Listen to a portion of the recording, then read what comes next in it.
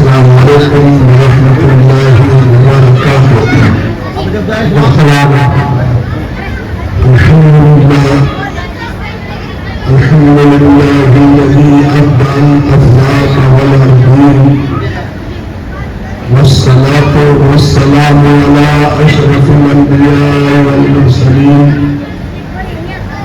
وآله الطيبين الطاهرين وأصحابه المكرمين وهم الناس العالمين الجيلاني. أما بعد فأعوذ بالله من الشيطان الرجيم. بسم الله الرحمن الرحيم. قال النبي صلى الله عليه وسلم أكرم العلماء فإنهم ورثة الأنبياء ومن أكرمهم فقد أكرم الله ورسوله. صدق رسوله النبي الأمين الكريم. انتهى خلوص محبت کے ساتھ رسول رحمت فخر بنی آدم تاجدار اعظم اللہ کے پیارے حبیب بالائے غرور امیر شفیع النبی رحمۃ للعالمین جناب احمد مجتبی محمد مصطفیٰ صلی اللہ تعالی علیہ وسلم کی مقدس بارگاہ میں ادعائے جلال السلام پیش کریں اور پڑھیں اللہم صلی علی سیدنا و شفیعنا و حبیبنا و نبینا ومولانا محمد مبارک وسلم صلو علیہ صلاۃ و سلام علیک یا رسول اللہ. صلاۃ و سلام علیک یا حبیب اللہ.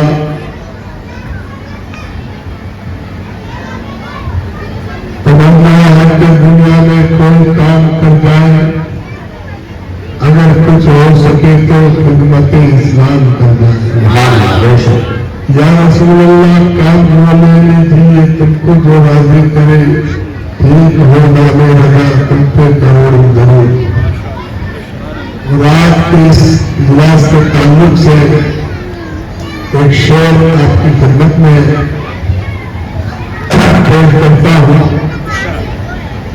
خاموش ہوتے یہ فیضان نظر تھا یا مکتب کی کرامت. یہ فیضان نظر تھا یا مکتب کی کرامت کس نے سکھائے اسماعیل کو آداب فرزند. چمن میں پھول کا کرنا تو کوئی بات نہیں زہر مفعول جو گلشن بنائے صحرا. ماشاء اللہ ہم اولاد تمام حضرات ایک گھنٹوں سے سالے بن کر ہمارے عزیز طلبا اور طالبات کے پروگرام سماعت فرما رہے ہیں. ہمارے بزرگ دین اور باسی جو معذرت علماء نے ان کے علامہ سید محمد علی صاحب قبلہ برکت اللہ علی جن کی صدارت اور قیادت میں آج کا اجلاس منعقد ہوا اور تمام علماء ناظرین شہر کے علماء کرام علماء کرام زندگیوں پر اللہ افروز ہے. یہ ان کا بڑا فن ہے کہ مولانا محمد شکیل صاحب کی حوصلہ افزائی کے لیے تشریف لائے اور ان کی حوصلہ افزائی کی اور یہاں کے طلبا کی بھی حوصلہ افزائی. کسی بھی اسٹیج پر شہر کے علماء کا تشریف لانا موجود ہونا یہ اس عالم اور اس مدرس کی حوصلہ افزائی ہے یا اس کے کام کی قدر ہے یا اس کے کام کو سراہنا ہے جہاں لے کر وہ کام کرتا ہے. اسی لیے ہم نے حاضر ہو گئے. اس سے پہلے بھی میں کئی مرتبہ ہمارے عزیز حضرت مولانا محمد شکیل صاحب کی دعوت پر میں حاضر ہوا ہوں. دن کے اجلاس میں رات میں بھی صحیح صاحب کے اجلاس میں کئی مرتبہ حاضر ہوا ہوں. تو آج یہ آپ حضرات کی محبت ہے. ماشاء اللہ طلبا کا پروگرام سن کر بڑی مجھے مسرت ہوئی کہ یہ بچے آپ کو دین کے ضروری مسائل بتا رہے تھے, نماز کے فرائض بتا رہے تھے, نماز کے شرائط بتا رہے تھے, طہارت کے مسائل بتا رہے تھے, وضو کے فرائض بتا رہے تھے, تیمم کے فرائض بتا رہے تھے, عید کی نماز کا طریقہ پریکٹیکل طور پر نماز پڑھ کر اور جنازے کی نماز، ساری چیزیں آپ کو گویا کہ اسلام کی مکمل تصویر آپ کو دکھا رہی ہے۔ بے شک، سبحان اللہ۔ آپ کا اول سے آخر تک جو اسلام کی بنیادی باتیں ہیں، نماز، روزہ، حج و زکات، یہی ارکان اسلام ہے ایمان کے بعد، اور یہ ایمان کی بنیادی باتیں ہیں۔ ہر مسلمان کے لیے ان کا سیکھنا لازم اور ضروری ہے، اور ان مدرسوں میں یہی سکھایا جاتا ہے، ان مدرسوں میں یہی پڑھایا جاتا ہے، اور ان مدرسوں میں طلبا کی اسی طرح تربیت کی جاتی ہے۔ اور ایک چیز کو آپ یاد رکھیں، جب تک یہ مدرسے مسکراتے رہیں گے، یہ مدرسے دین کے قلعے کھڑے رہیں گے، اس وقت تک اسلام ملتا رہے گا، اسلام مسکراتا رہے گا۔ مدارس کی بقا اسلام کی بقا، علم کی بقا اسلام کی بقا، اور دین انہی مدرسوں سے پھیلا اور انہی مدرسوں سے دین پھیلتا رہے گا۔ دین کی جو طویل جو اشاعت ہوئی ہے اور انہی مدارس سے علماء پیدا ہوئے، پوری آپ تاریخ کا مطالعہ کیجئے، چاہے عالیشان بلڈنگ نہ صحیح، بھلے وہ درختوں کے نیچے بیٹھ کر یا جھوپڑیوں میں بیٹھ کر جو انہوں نے علم حاصل کیا، وہ علم کی درسگاہ تھی، اور اسی درسگاہ سے ایسے ایسے پھول پیدا ہوئے جنہوں نے اپنے خوشبو سے پورے عالم کو بہکا دیا، پورے عالم کو معطر کر دیا۔ یہ انہی کی خوشبو ہے جو آج دنیا میں مہک رہی ہے، اور یہ پھول اسی چمن کے پھول ہیں جس کو مدرسہ کہا جاتا ہے، جس کو دارالعلوم کہا جاتا ہے، جس کو جامعہ کہا جاتا ہے، یہ اسی ادارے کے پھول ہیں۔ تو ان اداروں کی آبیاری، ان اداروں کو چلانا، ان اداروں میں کام کرنے والے علماء کی حوصلہ افزائی کرنا اور ان کے شانہ شانہ چلنا، یہی دین کو تقویت پہنچانا ہے، اور یہی دین کو تقویت پہنچا کر دین کی باتوں کی ترویج و اشاعت کرنی ہے۔ ہمارے عزیز مولانا محمد شکیل ماشاءاللہ 29واں اجلاس ہے، یہ ان کا جذبہ، ان کا حوصلہ ہے، یہ آپ کے بچوں کو آپ کے سامنے لا کر یہ دکھانا چاہتے ہیں کہ سال بھر میں یہ کیا کام کرتے ہیں، یہ آپ کے بچوں کو کیا سکھاتے ہیں۔ آج کے اس دور میں بڑے سے بڑے لوگ جیسے ہمارے مفتی شاہ نواز صاحب، مولانا شکور صاحب نے کہا کہ لوگ عید کی نماز میں دیکھتے ہیں کتنی تکبیریں ہوتی ہیں، کتنی تکبیریں کی جاتی ہیں، یا ایک کے رقم میں دوسروں کے لوگ اس طرح نقل کرتے ہیں، اور جنازوں کی نمازوں میں بھی لوگوں کو صحیح طریقہ نہیں، لیکن بچے بامشکل ان کی عمر 10-12 سال کتنے اچھے انداز میں اور لیڈر ہو کر یہ آپ کو عید کی نماز بھی پڑھا رہے تھے، ورنہ عید کی جو نماز کی ظاہر تکبیریں ہیں بڑے بڑے لوگ بھول جاتے ہیں، لیکن ماشاءاللہ ان کو طریقہ بتایا گیا کہ صلاح کے بعد کی ظاہر تکبیریں کہی جاتی ہیں، کانوں تک ہاتھ اٹھایا جاتا ہے، پھر ان ہاتھوں کو چھوڑا جاتا ہے۔ تو بچے یہ ایسا ہی کر رہے تھے جیسا ان کو کتابوں سے پڑھایا گیا، انہیں سبق دیا گیا، یا معلم نے سکھایا یا ان کے استاد نے سکھایا۔ یہ بڑی بات ہے۔ اور اس کے بعد ہاتھ جوڑ کر قرات کا کرنا، قرات کے بعد رکوع و سجود کرنا، پھر کھڑے ہونا، پھر قرات کرنا، اور پھر ظاہر تکبیریں کہنا، اور پھر رکوع میں جانا، یہ بہت بڑی بات ہے، یہ بہت بڑی بات ہے۔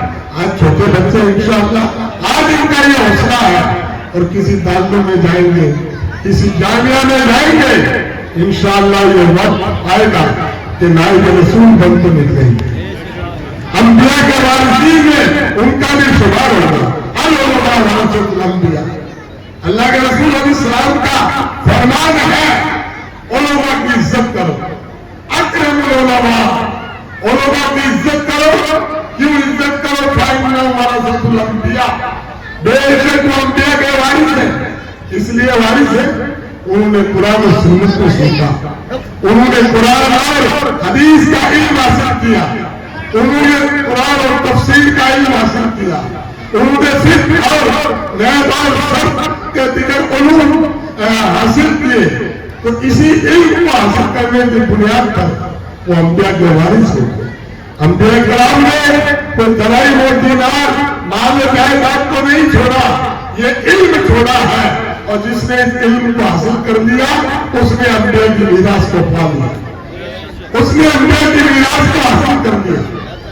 تو میرے بھائی اس دور فتن میں, آج اس دور فتن میں اسلام کو مٹانے کی ناپاک کوشش کی جاتی ہے, اور آج میرے اسلام کے جو حالات ہیں وہ کسی سے پوشیدہ نہیں ہے, لیکن ہمارے بزرگوں نے ہمیں یہ حوصلہ دیا ہے, نور خدا ہے کفر کی حرکت میں ہمارن, یہ چراغ ہے پھر سے بلایا نہیں جائے گا, یہ چراغ صبح قیامت تک جلتا ہی رہے گا, اور جب یہ چراغ خاموش ہو جائے گا اس دن پھر قیامت ہی آ جائے گا. تو اس لیے آج علماء کا یہ احسان ہے, علماء کا احسان مانو. ارے علماء کی دنیا میں بھی ضرورت ہے اور قیامت میں بھی ان کی ضرورت رہے گی. جب اللہ وحدہ شریف اپنے بندوں سے فرمائے گا میرے بندوں جو مانگنا ہے مانگ لو, اس وقت بھی لوگ علماء سے مشورہ کریں گے, اس وقت بھی علماء سے پوچھیں گے اور علماء کی رہنمائی حاصل کریں گے. تو علماء ہمارے قائد ہیں, ہمارے رہنما ہیں, جو آج ہماری قیادت کر رہے ہیں, آج یہ دینی قیادت کر رہے ہیں, آج دین کی باتیں سکھا رہے ہیں. اگر علماء نہ ہوتے تو جاہل سب علاقے برباد ہو جاتے. کیوں برباد ہو جاتے؟ جب دین ہی نہیں رہتا لوگ بھٹک جاتے, دین سے غافل ہو جاتے, دین حاصل نہ کر پاتے. تو دین کو حاصل نہ کرنا, دین کی تعلیم سے محروم رہنا, حلال و حرام میں تمیز نہ کرنا, دین کی بنیادی باتوں سے محروم رہنا, قرآن و سنت کی باتوں سے محروم رہنا, اور دین کی تعلیم دین سے جو محروم رہے گا اس کے لیے دنیا میں بھی ہلاکت ہے اور وہاں بھی ہلاکت ہے. تو یہ علماء کا احسان ہے کہ آپ بھی آپ کے گھروں میں, آپ کے گھروں کے بچوں کو, یہ آپ قوم کا مستقبل کامیاب کر رہے ہیں. یہ آنے والی نسل کو آج ہمارے علماء مکاتب میں مدارس میں پڑھا کر یہ قوم کا مستقبل کامیاب کرنا چاہتے ہیں, اور ابھی سے انہیں دین کا شیدائی, دین کا فداکار اور دین کا سپاہی بنانا چاہتے ہیں. انشاءاللہ یہاں سے یہ دین لے کر جائیں گے, یہاں سے پڑھ کر جائیں گے, یہاں سے دین حاصل کر کے جائیں گے, جہاں بھی رہیں گے پہلے وہ پکے سچے مسلمان بن کر رہیں گے, پہلے وہ دین کے سپاہی بن کر رہیں گے, اس لیے کہ یہ دین کی روشنی میں کام کر رہے ہیں. اور علم سراپا نور کا نام ہے, علم روشنی کا نام ہے. جو اس روشنی کو یہاں سے لے جائے گا اسی روشنی میں وہ زندگی گزارے گا, اور جو روشنی میں رہتا ہے وہ رات میں بھی بھٹک نہیں بھٹکتا, وہ کہیں ٹھوکر نہیں جا سکتا, وہ غلط راستے پر بھٹک نہیں سکتا, اس لیے کہ علم اس کی رہنمائی کرے گا, علم اس کی رہنمائی کرے گا. یہی مدارس کا فیض ہے. ایک جگہ میرے آقا رسول رحمت صلی اللہ علیہ وسلم ارشاد فرمایا علیکم بالعلم فإن العلم خلیل المؤمن. اے لوگوں, علم تمہارے لیے لازم ہے. علم سے وہ مراد علم دین جو قرآن و سنت کا علم تم پر لازم ہے, تم پر ضروری ہے, ہر ایک پر, مرد پر بھی ضروری ہے, عورت پر بھی ضروری ہے, سب پر ضروری ہے. ایسا نہیں صرف مولانا کے لیے ضرورت ہے, اب مولانا صاحب کے پیچھے نماز میں نہیں, تم پر بھی ضرورت ہے. آپ اگر ایک تاجر ہیں تو تجارت کے مسائل کا سیکھنا ہر تاجر کے لیے ضروری ہے. جب انسان بالغ ہو جاتا ہے نماز کے مسائل کا سیکھنا اس پر فرض ہو جاتا ہے, اگر وہ نہیں سیکھتا ہے تو گنہگار ہے. جب وہ صاحب نصاب ہو جاتا ہے تو زکات کے مسائل کا اس پر سیکھنا فرض ہو جاتا ہے. اور رمضان کا مہینہ آ جاتا ہے, روزے فرض ہے, تو رمضان کے مسائل کا اس پر سیکھنا فرض ہے. اور جب صاحب استطاعت ہو جاتا ہے، مالدار ہو جاتا ہے، فرض ہو جاتا ہے، اب حج کے مسائل کا اس کو سیکھنا فرض ہو جاتا ہے۔ یہ اللہ کے رسول صلی اللہ علیہ وسلم کی اس حدیث کا مفہوم اور مطلب ہے جو میرے آقا نے فرمایا، طالب العلم فریضۃ علی کل مسلم و مسلمہ، ہر مسلمان مرد و عورت پر دین کا علم سیکھنا فرض ہے۔ آج ماشاءاللہ یہ علماء کا احسان ہے، آج علماء کا بچوں کی تعلیم کے لیے کوشاں ہے، اس کے ساتھ ساتھ بچیوں کے ادارے، بچیوں کے تعلق جگہ جگہ قائم ہو رہے ہیں، جگہ جگہ بچوں کے لیے نظر قائم ہو رہے ہیں۔ میں سمجھتا ہوں راجستھان میں سب سے پہلا بچوں کا ادارہ جامعۃ الزہرا دارالفیضان ارشد ہے، جہاں سے سوچ دی گئی کہ جہاں بچوں کی تعلیم ضروری ہے وہ بچیوں کی تعلیم بھی ضروری ہے۔ الحمدللہ اس کے بعد راجستھان میں آج جگہ جگہ بچوں کے ادارے قائم ہو رہے ہیں، اور یہ ضروری ہے، بہت ضروری ہے، بہت اہم ہے۔ اگر ایک ماں بڑی لکھتی ہوگی تو کو مدرسہ، ماں خود ایک مدرسہ، ماں خود ایک تعلیم و تربیت کا مرکز ہے، تو عربی کا مطلب ہے کہ ماں ایک مدرسہ، ماں خود مدرسہ بچوں کی تربیت کرتی ہے، بچوں کو اچھی تربیت سکھاتی ہے، بچوں کو کلمہ سکھاتی ہے، بچوں کو نماز سکھاتی ہے، بچہ جب بولنے لگتا ہے اسے کلمہ شریف سکھاتی ہے، اللہ اس کے رسول کا نام سکھاتی ہے، بچے کی اچھی اچھی تربیت کرتی ہے، آداب زندگی سکھاتی ہے۔ ایک ماں جو مدرسہ ہے اس کی دور میں سب سے پہلے تعلیم کا یہ بندوبست ہے۔ آپ نے سنا، میرا تھوڑی دیر خاموش ہو جائے، درود شریف پر اللہم صلی علی سیدنا وشفیعنا وحبیبنا ونبینا وحبیبنا وسلم صلی اللہ علیہ وسلم وسلام علیہ یا رسول اللہ۔ تو ماں ایک مدرسہ ہے، اور ماں کی گود میں سب سے پہلے بچے گئے، اس لیے کہتے نہیں، ہمارے بزرگوں نے کہا صحابہ کرام اپنی اولاد کو، اپنے بچوں کو حضور کی محبت سکھاتے تھے، حضور کا میلاد سکھاتے تھے۔ بچوں کی جو دور صحابہ میں تربیت کا ایک شاندار انتظام تھا کہ بچوں کو اللہ اور اس کے رسول کی محبت، بچوں کو اللہ اور اس کے رسول پر فداکاری کا جذبہ، بچوں کو حضور کا میلاد رحمت، یہ صحابہ نے اپنے بچوں کو سکھایا۔ صحابہ نے اپنے بچوں کی جو تربیت کی، اس انداز میں تربیت کی کہ صحابہ کی گود میں پلنے والے اسلام کے سپوت بن کر نکلے، اور جہاں بھی گئے انہوں نے اسلام کا نام روشن کیا، انہوں نے اسلام کے پرچم کو بلند کیا، اور جہاں بھی گئے نظام مصطفیٰ کو ساتھ لے کر گئے، جہاں بھی گئے دین کی دولت کو ساتھ لے کر گئے، اور دین کے اس سرمایہ کو انہوں نے جگہ جگہ پھیلا کر دین کا ایک شاندار کام کیا۔ آج جو اس عرصہ میں لوگ دین سے دوری کیوں ہوئی؟ ماں باپ کا دین سے دور لینا، ایک ماں باپ کا دین کی تعلیم سے محروم لینا، ایک ماں کا بڑی مٹی نہ ہونا، اس کی وجہ سے اولاد آگے چل کر صحیح معنوں میں اس کی دینی تربیت کیا ہو سکتی، اور جب دینی تربیت نہیں ہوئی آج اس کا آپ انجام دیکھ رہے ہیں۔ آج وہ آپ کو نظر آ رہا ہے کہ دنیا کے منظر آنے پر جہاں بھی یہ حالت ہوئی، وہ دیکھا کہ وہ قوم زندہ زیادہ دنوں تک اس صفائی دہر کو نہ رہ سکتی، چاہے وہ اسپین کی تاریخ ہو، کرتبہ کی تاریخ ہو، 800 سال تک وہ جب تک ادارے مسکراتے رہے، ادارے آباد رہے، اس وقت 800 سال تک اسپین میں مسلمانوں کی سلطنت رہی، اور گھر گھر میں دارالعلوم تھا، گھر گھر میں مدرسہ تھا، گھر گھر میں یہ جامعہ تھا۔ لیکن بعد میں جب دنیا داری آ گئی، لوگ دین سے دور ہو گئے، علماء سے ربط و ضبط نہیں رہا، علماء کا قرب سے محروم ہو گئے، علماء اور عوام کا رابطہ نہیں رہا، تو چند دن میں دنیا میں جو اسپین کے حالات دیکھے، اسپین کے ایک بہت بڑے مفکر نے کہا تھا کہ اسپین کی بربادی کی سب سے بڑی وجہ کیا ہے؟ تو اس نے کہا تھا سب سے بڑی وجہ یہ ہوئی عوام کا علماء سے رابطہ نہ رکھنا، عوام کا علماء سے دور ہو جانا، جب ایک دوسرے سے دور ہو گئے تو انجام کیا ہوا؟ دین کمزور ہو گیا، دین کے ادارے کمزور ہو گئے، دین کے اداروں میں سنکٹ آ گیا اور پورے ویران ہو گئے ادارے۔ اور جب ادارے ویران ہوتے ہیں تو پھر دلوں میں اللہ اس کے رسول کی محبت بھی چلی جاتی ہے۔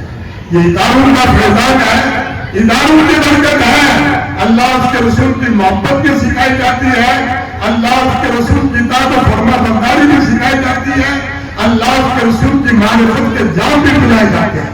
یہ اداروں کی برکت ہے، یہ اداروں کا فیضان ہے۔ بھلے آپ اس کو تسلیم نہ کریں یا نہ کریں، لیکن حقیقت یہی ہے اور 100% حقیقت ہے، یہ اداروں کی برکت ہے۔ آپ بھی اگر اسلام کے چمن کو آباد دیکھنا چاہتے ہیں تو اللہ کے واسطے آنے والی نسلوں کو حضور کے میلاد رحمت کے صدقے میں حضور علیہ السلام نے خود فرمایا، وہ اس کو معلم میں خود معلم بنا کر بھیجا گیا۔ معلم کائنات کو حضور نے سکھایا، دین سکھایا، تو آپ نے کہا کہ معلم بنا کر بھیجا گیا۔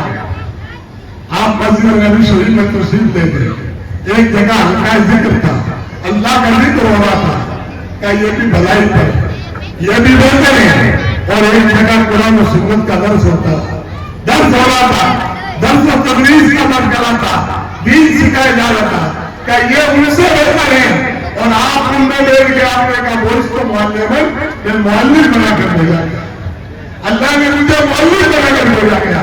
تو حضور معلم کائنات، معلم انسانیت بن کر آئے، حضور نے دنیا کو دین سکھایا، اور پھر اس دین کو حضور کے پردہ فرمانے کے بعد پھر اس دین کے سرمایہ کی حفاظت صحابہ نے